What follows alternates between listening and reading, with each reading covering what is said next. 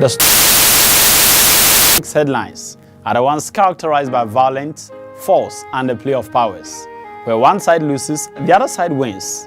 However, there's a different kind of change, defined by love, kindness, and sacrifices, which gives life, hope, peace, and fulfillment. These are the stories of change we love to share, and their heroes we enjoy celebrating. An outstanding personality once lived in the country, and his contributions imparted positive changes across the continent of Africa and around the world. Mr. KOFI ANNAH was the former Secretary General of the United Nations and served as the Chancellor of the University of Ghana. Ladies and gentlemen, my name is KUPPERSON ROCKSON, and together with brilliant selected students from the University of Ghana, we present to you some selected aspects of this outstanding personality who we sadly lost quite recently.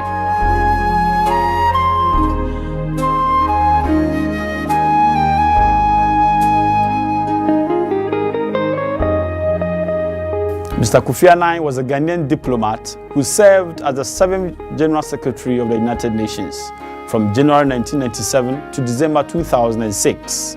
He undoubtedly did extremely well during his tenure of office, and this incredible personality has eventually kicked the bucket, and it's very sad. Ladies and gentlemen, together with outstanding students of the University of Ghana, I present to you some key aspects of this personality. Once again, my name is ROCKSON KUPPERSON. I'm a presenter of this show, and here are my colleagues. Michael Minta Adams happens to be the Justice of the Judicial Board of the University of Ghana, Accra City Campus. Swansea Kofi also is the Judicial Board Secretary of the University of Ghana, Accra City Campus. And Derek Ajekum happens to be the PRO of the same university under consideration. Doche Princess YAC is an aspiring entrepreneur, and she happens to be a final year student of the University of Ghana.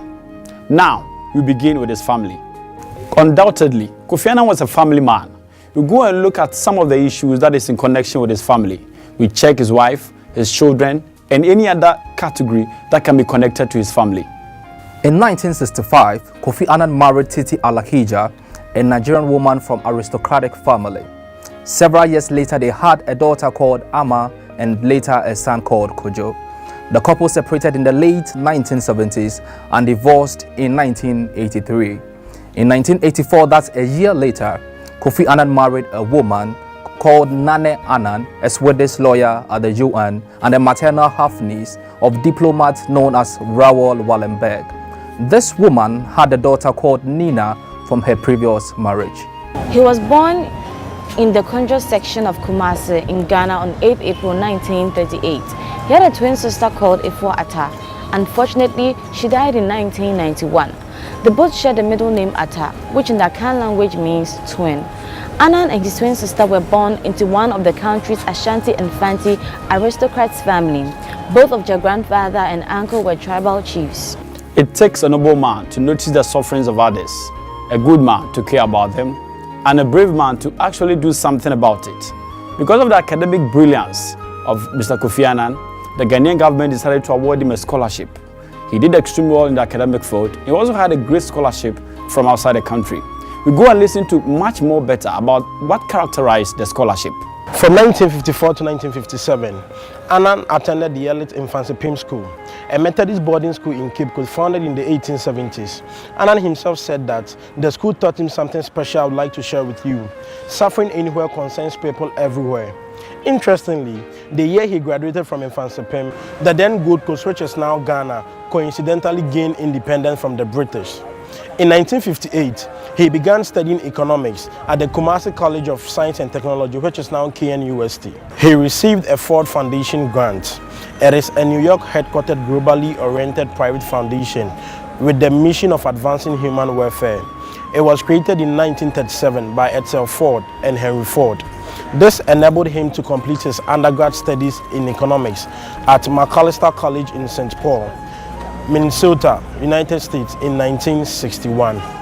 So with respect to his contributions in the country and around the world, Mr. KOFI ANNAH held very key positions, some in the World Health Organizations, and he also did extremely well in the country as far as our tourism is concerned.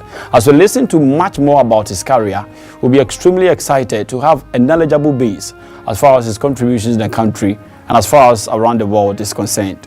Annan then completed a diplôme d'études approfondies DEA degree in International Relations at the Graduate Institute of International and Development Studies in Geneva, Switzerland, from 1961 to 1962. After some years of work experience, he studied at MIT Sloan School of Management from 1971 to 1972 in the Sloan Fellow Program and earned a master's degree in management. In 1962, Kofi Annan started working as a budget officer of the World Health Organization Agency of the United Nations, UN. From 1974 to 1976, he worked as a manager of the state-owned Ghana Tourist Development Company in Accra. In 1980, he became the head of personnel for the Office of the United Nations High Commission for Refugees in Geneva. In 1938, he became the Director of Administrative Management Service of the United Nations Secretariat at New York in 1987. He was appointed as an Assistant Secretary General of Human Resource Management and Secretary Coordinator for the United Nations System. In 1990, he became Assistant Secretary General for Program, Planning, Budget and Finance and Control of the United Nations. When Secretary General Boutros Ghali established the Department of Peacekeeping Operations in 1992, Kofi Annan was appointed to the new department as deputy to then Under Secretary General Mara Golden. Annan was subsequently appointed in March 1993 as the Under General Secretary of that department. On 29 August 1993, while Boutros Ghali was unreachable on an airplane, Annan instructed United Nations officials to relinquish for a limited period of time their authority to veto strikes in Bosnia. Why was he tipped for that position? We check the reason why. This move allowed NATO forces to conduct operations deliberate force and made him a favorite of the United States.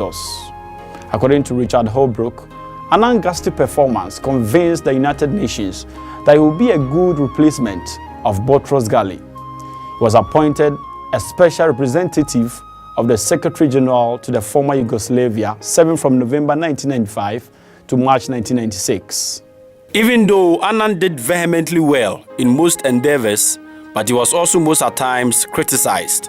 In 2003, retired Canadian General Romeo Dallaire, who was force commander of the United Nations Assistance Mission for Rwanda, claimed that Annan was overly passive in his response to the imminent genocide.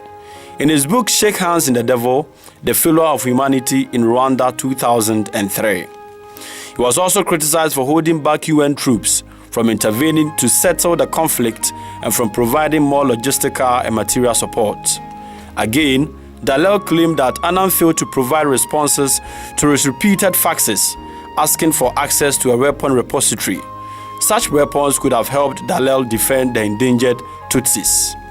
The priority of Mr. Kofi Annan was to ensure peace across the continent of Africa and around the world, which he did. Because of his contribution, he was tipped to be awarded gallantly, and he got what we call the Nobel Peace Prize. You got to listen to much comments about this particular prize. In 2001, its centennial year, the Nobel Committee decided that the Peace Prize was to be divided between the UN and Annan. They were awarded the Peace Prize for their work for a better organized and more peaceful world, having revitalized the UN and for having given priority to human rights.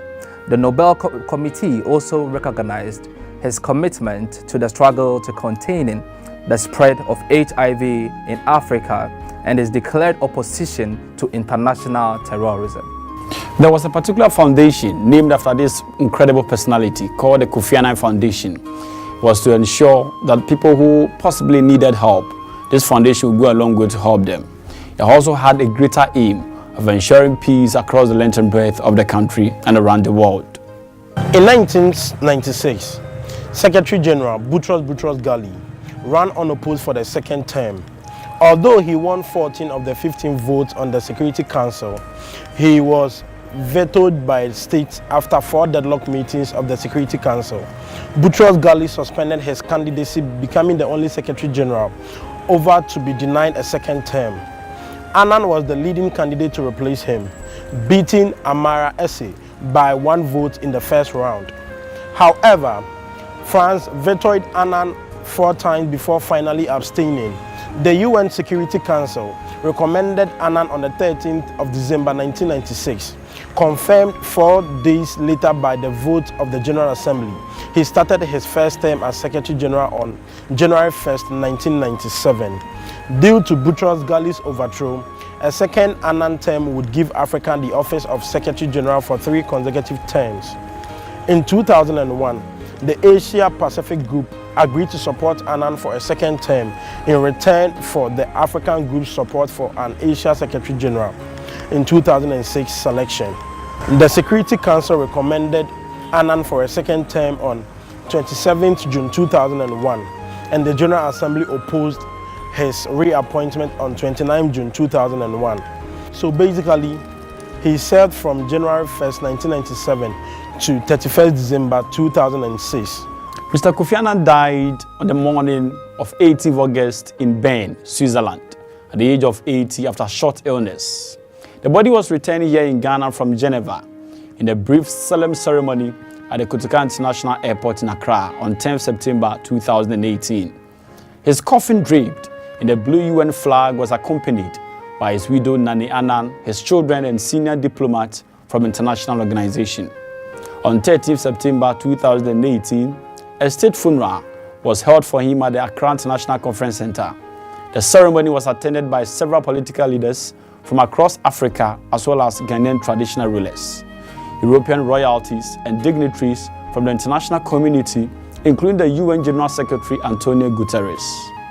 Prior to the funeral service, his body was laid in state in the foyer of the same venue from 11th to 12th of September 2018. A private burial followed the funeral service at the new military cemetery at the Burma camp with full military honors. The sounding of the last post by army buglers and the 17-gun salute. Kofi Annan was the star of Africa and the pride of Ghana. Kofi Annan was a peace-loving man and he did his best to bring peace into the world. Kofi Annan wasn't a dictator, hence he didn't hold his position for so long. When his work was done, he stepped aside and gave everyone else the chance to do their work as well. Kofi Annan wasn't a selfish person as other people think Africans are. There's a lot to learn from Kofi Annan and I have taken my lesson from him. Rest well, Kofi Annan. Kofi Annan is a self-dedicated person. Kofi Annan is willing for service. Kofi Annan has a committed structure. He always believes in the education of an individual. That's why he brought what we call the Kofi Annan Foundation, where it is an opportunity for students who don't have the finances to go to school to seek higher education, get the opportunity to go to school. This shows how committed Kofi Annan was. Kofi Annan was well committed in making sure that the education system of Ghana seeks greater height. He is an improvement and he is a blessing to the African continent. And Ghana is proud to have Kofi Annan as our mentor. Kofi Annan had a strong personality and thus made him outstanding among his peers. He was into work.